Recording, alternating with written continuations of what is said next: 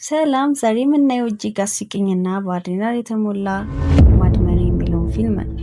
ሶስት ሴቶች የፌዴራል ባንክ ለመዝረፍ ሲያቅዱ ምን ሊፈጠር ይችላል? ዝርዝሩን ከማየታችን በፊት ለቻናሉ አዲስ ከሆናችሁ ሰብስክራይብ እና ላይክ ማድረግ እንዳትረሱ። ታሪኩ የሚጀምረው ብሪጅ ካርዲጋን በተባለች ሴት ነው። ብሪጅ በጣም ባለሀብትና የቅንጦት ህይወት የምትኖር ሴት ነበረች። ነገር ግን አንድ ቀን ባሏ ዶን ስራውን ያጣል። ይህም የቤተሰባቸውን ለከፍተኛ ዕዳ ይዳርገዋል። ቤታቸው ሊወረስ፣ የቤት ሰራተኛዋን ልትለቅና ህይወታቸው ሊመሰቃቀል መሆኑን ስትረዳ ብሪጅ ምንም አይነት የስራ ልምድ ባይኖራትም እንኳን ስራ ለመፈለግ ትገደዳለች።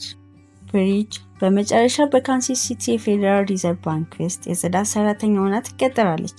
ይህም ባንክ ያረጁና የተቀዳደዱ የዶላር ኖቶች ስብስብ የሚያጠፋ ቦታ ነው። ብሪጅ እዚያ ስትገባ አንድ ነገር ታስተውላለች። በየቀኑ በሚሊዮን የሚቆጠሩ ዶላሮች በማሽኑ ተቆራርጠው ወደ ቆሻሻነት ይቀየራሉ። ይህንንም ስታይ ይህ ሁሉ ብር ከመጥፋቱ በፊት ለምን የኔ አይሆንም የሚል ሀሳብ በአይምሯ ውስጥ ብቅ ይላል። ነገር ግን ዝርፊያው ቀላል አይደለም። በባንኩ እጅግ ጥብቅ ጥበቃ የሚደረግለት ሲሆን እያንዳንዱ ሰራተኛ ከመውጣቱ በፊት በደንብ ይፈተሻል። ብሪጅ ግን አንድ ቀዳዳ ታገኛለች። የቆዩ ብር ኖቶች የሚቀመጡባቸው ጋሪዎች ላይ ያሉት ቁልፎች ሁሉም ተመሳሳይ መሆናቸውና ኒና የተባለች ሰራተኛ ብሩን ወደ ማሽን የምታስገባ እሷ መሆኗን ትረዳለች። አሁን ብሪጅ ቡድን ማዋቀር አለባት። መጀመሪያ ኒናን ታናግራታለች። ኒና ሁለት ልጆቿን የምታሳድግ ጠንካራና ታታሪ ሴት ናት። ብሪጅ እቅዱን ስትነግራት ኒና መጀመሪያ አልተስማማችም ነበር። ታሳስረናለች ብላ ብትጮህባትም ነገር ግን ብሪጅ የልጆቿን የወደፊት ህይወትና የገንዘብ ችግሯን ስታስታውሳት ኒና ቀስ በቀስ በሀሳቡ ትስማማለች። ሁለተኛዋ አባል ጃኪ ናት። ጃኪ የባንኩ ጋሪዎች የምታጓጉዝ ዘና ያለችና ሙዚቃ በጆሮ ማዳመጫ የምትሰማ ወጣት ናት። ጃኪ በጣም የዋህ ብትመስልም ለቡድኑ አስፈላጊ የሆነ ስራ ትሰራለች። አሁን ሶስት ሴቶች ተሰባስበው ታሪካዊ ዝርፊያ ለመጀመር ተዘጋጅተዋል። እቅዱም እንዲህ ነው። ብሪጅ ከውጭ ተመሳሳይ ቁልፍ ትገዛለች። ጃኪ የብር ጋሪውን ወደ ማጠፊያ ክፍል ስታመጣ ብሪጅ በስውር ቁልፍ ትቀይረዋለች።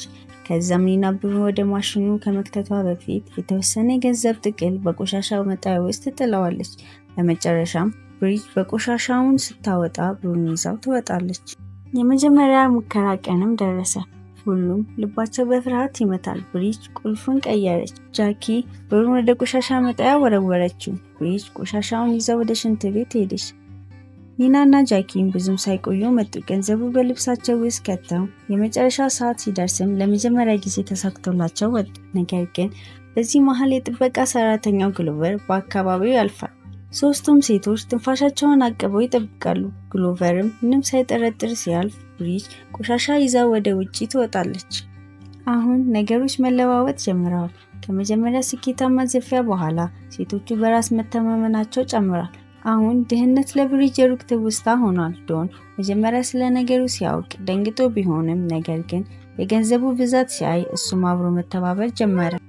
ገንዘቡ እየበዛ ሲመጣ ግን ሌላ ችግር መጣ። ይህን ሁሉ ገንዘብ የት እናስቀምጠው የሚለው። ብሪጅ በመኝታ ቤቷ ውስጥ በሳጥኗ ውስጥ መደበቅ ጀመረች። ኒና ደግሞ ለልጆቿ አዳዲስ እቃዎችን መግዛት ጀመረች። ጃኪ ግን ምንም ግድ አልነበራትም። በቤቷ ውስጥ ገንዘቡን እንደ ግድግዳ ጌጥ ትጠቀመዋለች። ሶስቱም ሴቶች ለጊዜው የገንዘብ ችግር እንደቀረፈላቸው ይሰማቸዋል። ነገር ግን በባንክ ውስጥ ጥርጣሬ ማቆጥቆጥ ጀመረ። የባንኩ የደህንነት ኃላፊ ግሎቨር በጣም ንቁ ሰው ነው። ምንም እንኳን ካሜራዎቹ ምንም ባያሳዩም የሆነ ነገር ትክክል እንዳልሆነ ይሰማል። በተለይ የጽዳት ሰራተኞቹ በጣም ደስተኛ መሆናቸው እና የፊት ገጽታቸው መቀየሩን አጠራጣሪ ሆነበት። ግሎቨር በድብቅ መከታተልም ጀመረ። ሴቶቹም ተሰባስበው መካከል ጀመሩ። ኒና ማቆም አለብን፣ ጥርጣሬ ውስጥ እየገባን ነው አለች። ነገር ግን ብሪጅ ገና ነው፣ በቂ ገንዘብ አላጠራቅምንም በማለት አሳመነቻቸው። አሁን እቅዳቸው ይበልጥ ደፋር እየሆነ መጣ። ብዙ ገንዘብም ለመውሰድ ሲሉ በቆሻሻ መጣያ ውስጥ የሚጥሉትን የብር መጠን በእጥፍ ጨመሩ። ይህ ግን ትልቅ ስህተት ነበር። የባንኩ ስራ አስኪያጅ በአካባቢው የሚዘዋወረው የገንዘብ መጠን መቀነሱን ያስተውላል። ምንም እንኳን ብሩ የሚወገድ ቢሆንም ባንኩ እያንዳንዱ ሲስተም ይዘግበዋል። የተቆራረጠው የብር ክምር መጠኑ ማነሱን ጥርጣሬ ፈጠረ። ኦዲተሮች ወደ ባንኩ እንዲመጡ ተጠሩ። ሴቶቹ አሁን እሳት ውስጥ ናቸው። የአሜሪካ ገቢዎች ባለስልጣን መርማሪዎች አሁን ሙሉ በሙሉ ወደ ጨዋታው ገብተዋል። በከተማው ውስጥ ያልተለመደ የገንዘብ ዝውውር መኖሩን ደርሰውበታል። የብሪጅ ባልዶንም አላስፈላጊ የሆኑ ውድ ዕቃዎች መግዛቱን ለፖሊሶች ፍንጭ ሰጠ። ፖሊሶችም የብሪጅ ቤት በድብቅ መከታተል ጀመሩ። አንድ ምሽት ፖሊሶችን በድንገት የብሪጅ ቤት ሰብረው ገቡ። ዶንም በፈገግታ ምን እየፈለጋቸው ነው ብሎ ጠየቃቸው። ፖሊሶችም የኒናንና የጃኪን ቤት በተመሳሳይ ሰዓት ፈተሹ። ጃኪ ቤቷ ውስጥ የነበረውን ብር ሙሉ በሙሉ በምድጃ ውስጥ አቃጥለው ነበር። ኒና ደግሞ ብሩን በቆሻሻ መጣያ ውስጥ ጥላው ነበር። ሴቶቹ ለጥያቄ ወደ ፖሊስ ጣቢያ ወሰዳቸው። ሆኖም ግን ብሪጅ ፖሊሶቹ ከመምጣታቸው በፊት አምልጣ ነበር። በፖሊስ ጣቢያ ውስጥ ሴቶቹ በተለያየ ክፍሎች ተለይተው ተቀመጡ። መርማሪውም እያንዳንዳቸውን በማስፈራራት እውነቱን ለማውጣት ሞከረ። ጓደኛሽ ሁሉንም ነገር ነግራኛለች፣ አንቺ የቀረሽ የሚለውን የተለመደ የፖሊስ ዘዴ ተጠቀመ። ጃኪ በጣም ተረበሸች። ኒና ግን ዝምታ መረጠች። ምርመራውም ለሰዓታት ቀጠለ። ሴቶቹ እርስ በርሳቸው እንዳይነጋገሩ ተከልክለዋል።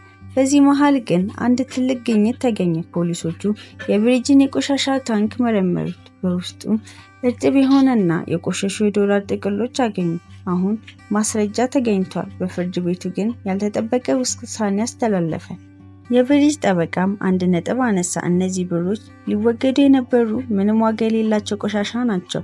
መንግስት ሊያቃጥላቸው የነበረ ወረቀት መውሰድ እንደ ስርቆት ሊቆጠር አይችልም የሚል ክርክርን አቀረበ። ይህ ክርክር ዳኛው ግራ አጋባው። ሴቶቹ በከፍተኛ የገንዘብ መቀጫና በአገልግሎት ስራ እንዲቀጡ ተወሰነ። ከ6 ወራት በኋላ ብሪጅ፣ ኒና እና ጃኪ በአንድ ትንሽ ካፌ ውስጥ ተገናኙ።